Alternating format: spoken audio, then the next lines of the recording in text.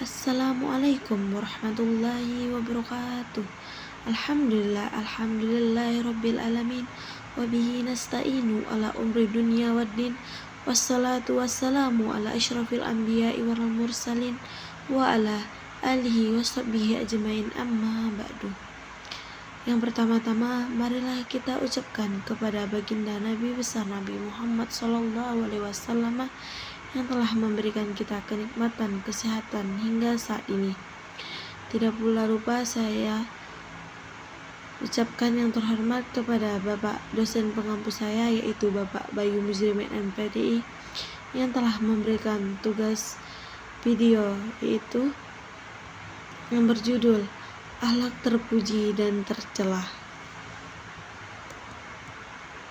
Di sini kita akan memasuki pendahuluan dulu, yaitu dalam kehidupan manusia, akhlak memegang peranan yang sangat penting. Akhlak adalah salah satu pilar utama dalam ajaran Islam. Bahkan Nabi Muhammad SAW diutus ke dunia ini tidak lain adalah untuk menyempurnakan akhlak yang mulia. Dalam kehidupan sosial, akhlak menjadi mengenai dan mengamalkan akhlak terpuji serta menghindari akhlak tercela adalah keharusan bagi setiap muslim, yaitu masuk ke pengertian akhlak. Secara etimologi, kata akhlak berasal dari bahasa Arab khuluq yang berarti tabiat, perangai, atau kebiasaan. Sedangkan secara terminologi, para ulama memberikan definisi yang variatif, namun pada dasarnya memiliki makna yang sama. Menurut Imam Ghazali, akhlak adalah sifat yang tertanam dalam jiwa yang darinya timbul perbuatan-perbuatan dengan mudah tanpa memerlukan pemikiran dan pertimbangan. Ihya Ulumuddin. Dari pengertian tersebut, akhlak merupakan cerminan dari kondisi jiwa seseorang yang berbuah menjadi tindakan nyata, baik dalam bentuk ucapan, perilaku, maupun sikap terhadap diri sendiri, orang lain, dan lingkungan. Yang pertama, kita masuk ke akhlak terpuji. Akhlak atau akhlak mahmudah, pengertiannya, akhlak terpuji atau disebut juga akhlakul karimah adalah segala perilaku, sikap, dan ucapan yang baik yang sesuai dengan nilai-nilai Islam yang dicontohkan oleh Rasulullah SAW. Akhlak ini mendatangkan manfaat, ketentraman, serta menciptakan hubungan sosial yang harmonis. Contoh akhlak terpuji yaitu yang pertama, siddiq atau jujur, selalu berkata benar dan tidak menyebutkan fakta. Allah berfirman, "Wahai orang-orang yang beriman, bertakwalah kamu kepada Allah dan hendaklah kamu bersama orang-orang yang jujur." Quran Surah At-Taubah 119. Yang kedua adalah amanah, dapat dipercaya, menjaga titipan, menunaikan tanggung jawab dengan baik. Rasulullah SAW bersabda, "Tidak beriman orang yang tidak dapat dipercaya." Yang ketiga, sabar atau menahan diri. Sabar dalam menghadapi cobaan, ketaatan, dan tidak menjauhi kemaksiatan. Sabar disebut lebih dari 70 kali dalam Al-Quran sebagai tanda keimanan. Yang keempat ini tawadu atau rendah hati, tidak sombong, menghargai orang lain. Yang kelima, ikhlas, melakukan sesuatu karena Allah, bukan karena ingin dipuji. Yang ketujuh, adil, berlaku adil kepada siapapun termasuk diri sendiri dan musuh. Yang ke-8 ini berbakti kepada orang tua atau birrul walidain, hormat, taat, dan melayani kedua orang tua. Yang ini ada keutamaan akhlak terpuji, dicintai oleh Allah Subhanahu wa Ta'ala dan makhluknya, mendapatkan pahala besar, menjadi sebab masuk surga sebagai hadis. Tidak ada sesuatu yang lebih berat dari timbangan amal yang mukmin di hari kiamat selain akhlak yang mulia. Hadis riwayat Abu Daud untuk masyarakat yang damai dan sejahtera. Yang kedua, kita masuk ke akhlak tercela atau akhlak madmumah.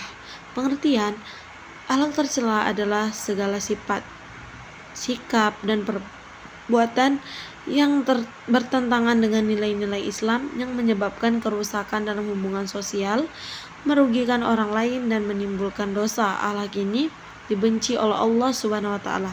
Contoh akhlak tercela yang pertama adalah dusta atau kebohongan, mengatakan hal yang tidak sesuai kenyataan.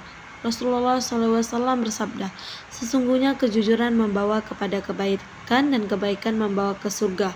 Sebaiknya dusta membawa kejahatan dan kejahatan membawa ke neraka. Hadis riwayat Bukhari.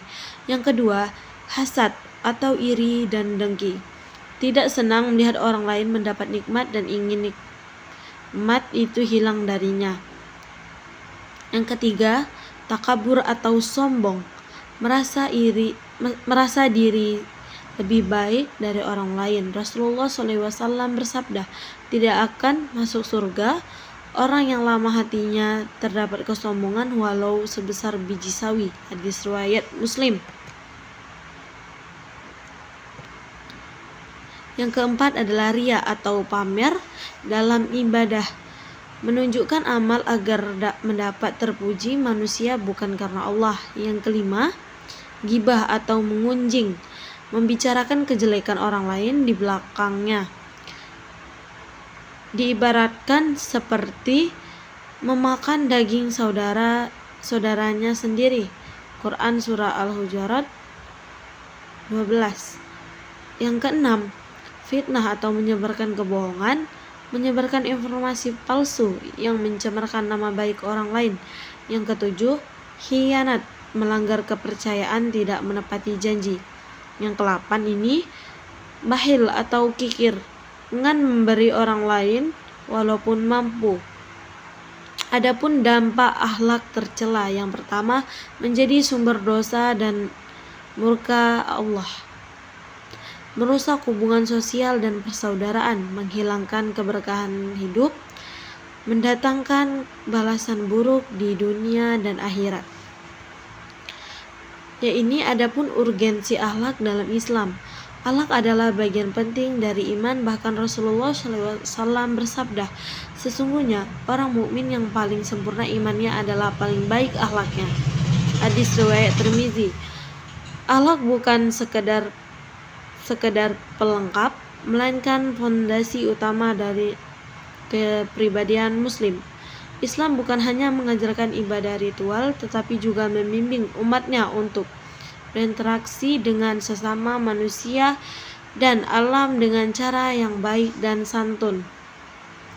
Adapun kesimpulan dari akhlak tercela dan terpuji ini, akhlak terpuji dan tercela merupakan dua sisi yang sangat penting untuk diperhatikan dalam kehidupan seorang muslim. Akhlak terpuji mencerminkan keimanan, menghasilkan kebaikan, dan membawa pelakunya menuju ridha Allah dan surga. Sementara itu, akhlak tercela adalah cerminan dari penyakit hati yang dapat menjerumuskan seorang pada penghancuran moral, sosial, dan spiritual. Menjadi akhlak adalah kewajiban sepanjang hayat, maka setiap muslim hendaknya terus berupaya memperbaiki diri, meladani Rasulullah SAW sebagai suri teladan akhlak terbaik, serta menjadikan Al-Quran dan hadis sebagai pedoman hidup dalam membentuk karakter muslim. Cukup sekian dari penjelasan saya. Jikalau ada kekurangan dan kesalahan, mohon maaf karena saya juga masih belajar. Syukron kasiran Allahi ta'ala. Assalamualaikum warahmatullahi wabarakatuh.